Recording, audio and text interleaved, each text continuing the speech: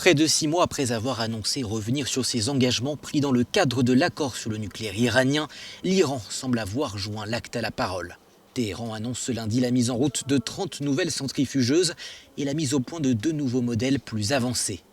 Selon le président de l'Organisation pour l'énergie atomique d'Iran, le pays produit désormais 5 kilos d'uranium enrichi par jour, soit 10 fois plus qu'il y a 2 mois. Nous pouvons remercier nos ennemis d'avoir créé une opportunité pour la République islamique d'Iran, en particulier dans le secteur du nucléaire, qui nous permet de démontrer notre capacité à fabriquer de nouvelles machines dans un délai si court.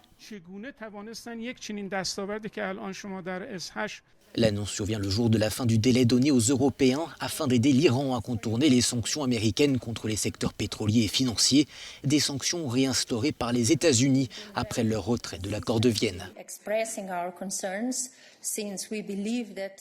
Nous avons constamment exprimé nos inquiétudes car nous pensons que cet accord doit être préservé. C'est une question de sécurité, pas seulement pour la région ou pour l'Europe, mais au niveau mondial. C'est un accord international qui a été approuvé par les Nations Unies et nous pensons qu'il doit rester en place. Une lueur d'espoir était apparue lors du G7 à Biarritz lorsque le ministre des Affaires étrangères iranien Mohammad Javad Zarif avait été invité par Emmanuel Macron avec l'accord de Donald Trump. Mais la tentative de médiation fut un échec. Dans un discours prononcé dimanche, le guide suprême iranien Ali Khamenei a réaffirmé son opposition à tout dialogue avec Washington qui chercherait, dit-il, à réinfiltrer l'Iran.